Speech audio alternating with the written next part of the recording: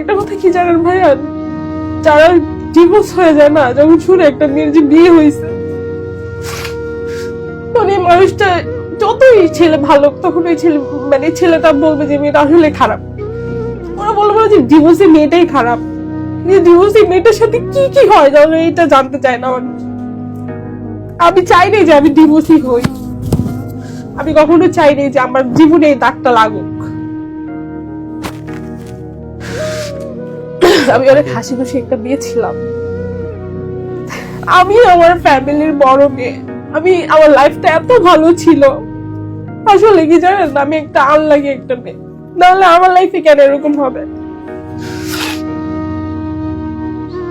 আমি চাই যে কোনো মানুষ যে মানে ছেলে মানুষকে বিশ্বাস জানে এভাবে না করে যেভাবে আমি ওকে বিশ্বাস করছি।